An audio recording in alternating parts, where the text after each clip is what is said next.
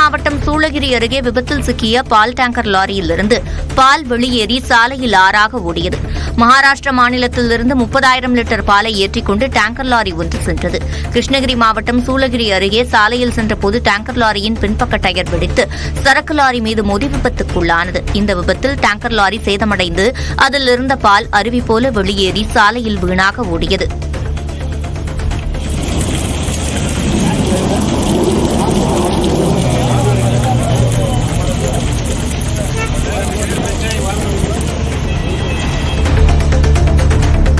புதுச்சேரி ஏனாம் பிராந்தியத்தில் கடந்த 25 நாட்களாக குப்பைகள் அகற்றப்படாததை கண்டித்து அதிமுக சார்பில் முழு அடைப்பு போராட்டம் நடைபெற்றது. ஏனாம் பிராந்தியத்தில் உள்ள வீதிகளில் குவிக்கப்பட்டுள்ள குப்பைகள் அகற்றப்படாமல் சுகாதார சீர்கேடு ஏற்படும் அபாயம் உள்ளது. இதனை கண்டித்து அதிமுக முழு அடைப்பு போராட்டத்திற்கு அழைப்பு விடுத்த நிலையில் மதுபான கடைகள், பெட்ரோல் பங்குகள் என அனைத்து வணிக நிறுவனங்களும் காலை 6 மணி முதல் மூடப்பட்டன. சிவகங்கை மாவட்டம் மானாமதுரை அருகே மழையால் இடிந்த வீட்டை சீரமைத்து தர வேண்டும் என்று தூய்மைப் பணியாளர் கோரிக்கை விடுத்துள்ளார். புதுக்கோட்டையைச் சேர்ந்த தூய்மைப் பணியாளரான போதும் பொண்ணு என்பவரின் வீடு கடந்த சில மாதங்களுக்கு முன்பு பெய்த மழையில் இடிந்துள்ளது.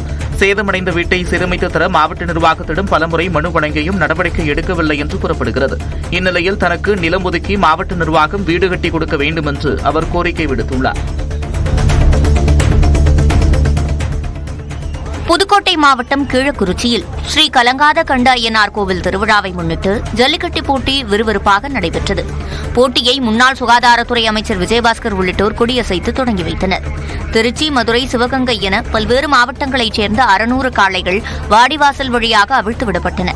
சுற்றுக்கு 50 பேர் வீதம் 250 மாடுபிடி வீரர்கள் களம் கண்டு மாடுகளை அடக்கும் முயற்சியில் ஈடுபட்டனர். முன்னாள் அமைச்சர் டாக்டர் செய்தி சூப்பர் மாடுங்க, சூப்பர் மாடு.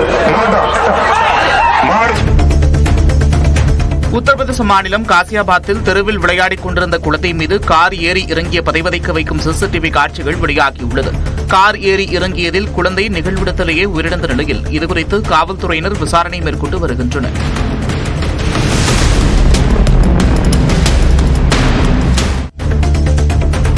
பஞ்சாப் மாநிலம் சண்டிகரில் ஆம் ஆத்மி அரசை கண்டித்து போராட்டத்தில் ஈடுபட்ட காங்கிரஸ் கட்சியினர் மீது தண்ணீரை பீச்சி அடித்து காவல்துறையினர் விரட்டினர். மகளிருக்கு மாதந்தோறும் 1000 ரூபாய் வழங்குவதாக அளித்த வாக்குறுதியை நிறைவேற்றக் கோரி காங்கிரஸ் கட்சியினர் போராட்டத்தில் ஈடுபட்டனர். அனுமதியின்றி போராடியதாக கூறி காவல்துறையினர் தண்ணீரை பீச்சி அடித்து விரட்டினர்.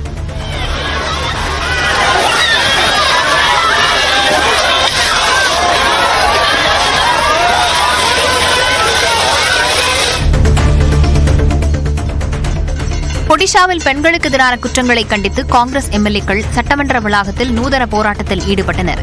கருப்பு உடை அணிந்து சென்ற அவர்கள் இறுதிச் சடங்கில் பயன்படுத்தப்படும் மணி உள்ளிட்ட இசைக்கருவிகளை ஒலித்து தங்கள் எதிர்ப்பை வெளிப்படுத்தினர்.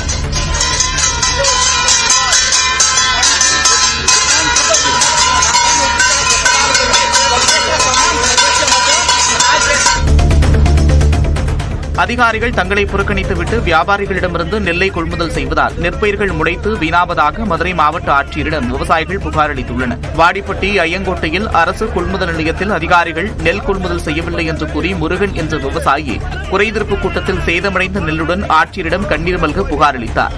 அதிகாரிகள் மூட்டைக்கு 70 ரூபாய் லஞ்சம் கேட்பதாகவும் தங்களை எதுவும் செய்ய முடியாது என்று மிரட்டுவதாகவும் அவர் வேதனையுடன் தெரிவித்தார். வேலூர் மாவட்டம் குடியாத்தம் அடுத்த பரதராமி வாரச்சந்தைக்கான ஏலம் விடும்போது இரு தரப்பினருக்கும் இடையே கைகலப்பு ஏற்பட்டதால் பரபரப்பு நிலவியது. பரதராமி சந்தைக்கான ஏலம் விடும் நிகழ்வு குடியாத்தம் வட்டார வளர்ச்சி அலுவலகத்தில் நடைபெற்றது. இதில் 150க்கும் மேற்பட்ட வியாபாரிகள் ஏலம் கோருவதற்காக பதிவு செய்திருந்தனர். ஏலம் நடைபெற்றுக் கொண்டிருந்த போது இரு தரப்பினரிடையே வாக்குவாதம் ஏற்பட்டு கைகலப்பாக மாறியது. அவர்களை காவல்துறையினர் சமாதானப்படுத்தினர்.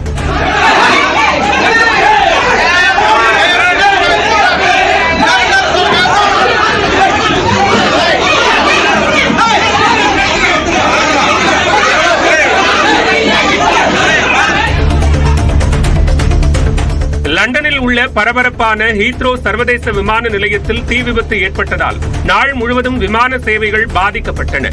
விமான நிலையத்திற்கு மின்சாரம் வழங்கும் துணைமின் நிலையத்தில் தீ விபத்து ஏற்பட்டது.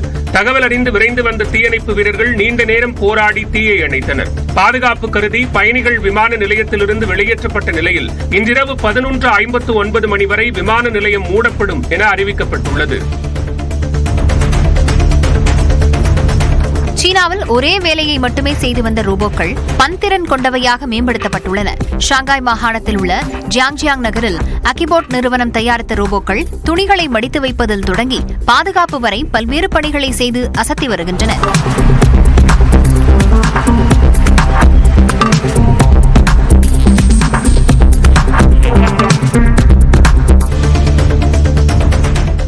தன்னிடம் போக்கு காட்டிய ஐஸ்கிரீம் கடைக்காரரை நடிகை கீர்த்தி சுரேஷ் அவர்கள் பாணியிலேயே பதிலடி கொடுத்த வீடியோ பலரின் கவனத்தை பெற்றுள்ளது.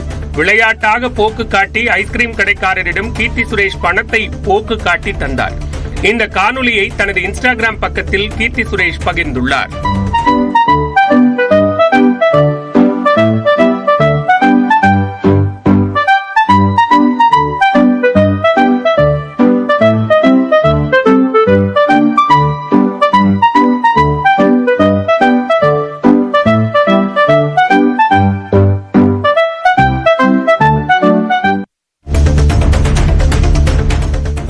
சென்னையில் 22 கேரட் ஆபரண தங்கத்தின் விலை சவரனுக்கு 320 ரூபாய் குறைந்து 66,160 ரூபாய்க்கு விற்கப்படுகிறது. சர்வதேச பொருளாதார நிலவரத்திற்கு ஏற்ப இந்தியாவில் தங்கம் விலை நாள்தோறும் நிர்ணயிக்கப்பட்டு வரும் நிலையில் தொடர்ந்து ஏறுமுகமாகவும் அவ்வப்போது இறங்கியும் வந்த தங்கம் விலை இன்று சற்று குறைந்துள்ளது. அந்த வகையில் 1 கிராம் தங்கத்தின் விலை தற்போது 40 ரூபாய் குறைந்து 8,270 ரூபாயாக நிர்ணயம் செய்யப்பட்டுள்ளது. வெள்ளியை பொறுத்தவரை கிராமிற்கு 2 ரூபாய் குறைந்து 112 ரூபாயாக உள்ளது.